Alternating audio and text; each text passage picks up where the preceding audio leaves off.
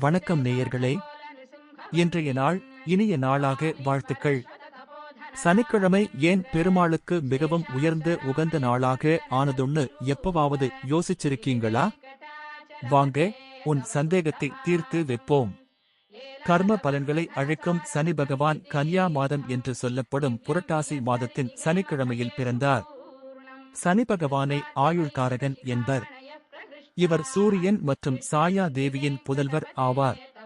சனி கிரகத்தை கட்டுப்படுத்துபவராக இருப்பவர் பெருமாள். சனிக்கு அதிபதியும் அவரே. எனவே சனிக்கிழமைகள் பெருமாளுக்கு மிகவும் உயர்ந்த உகந்த நாளாக ஆனது. இது பற்றிய புராண கதை ஒன்றை பார்க்கலாம்.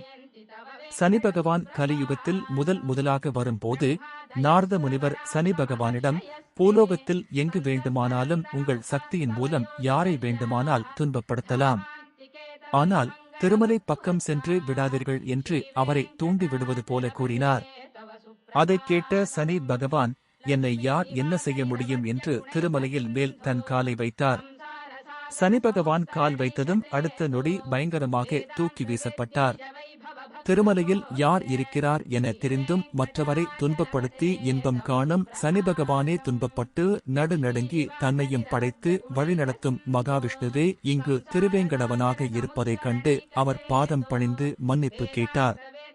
அதற்கு ஏழுமலையான், என்னையே நினைத்து வாழும் என்னுடைய பக்தர்களுக்கு நீ எந்த துன்பமும் கொடுக்க கூடாது என்ற நிபந்தனையுடன் மன்னிப்பு வழங்கினார். சனியும் பணிவுடன் உங்களின் உண்மையான பக்தர்களை நான் என்றும் துன்பப்படுத்த மாட்டேன் என்று கூறினார். பிறகு சனி பகவான் பெருமாளிடம், மகாபிரபு, எனக்கு ஒரு வரம் தர வேண்டும் என்று கேட்டார்.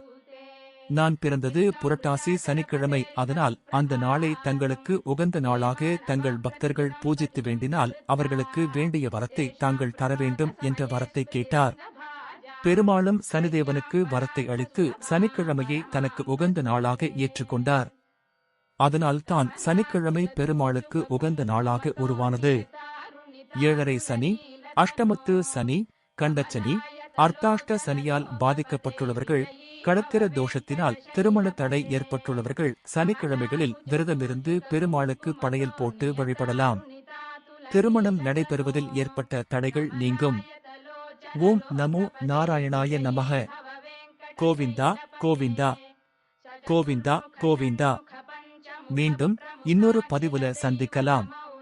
உங்க ஆதரவு ரொம்ப முக்கியம். அதனால மறக்காம சப்ஸ்கிரைப் பண்ணுங்க, லைக் பண்ணுங்க, ஷேர் பண்ணுங்க. நன்றி.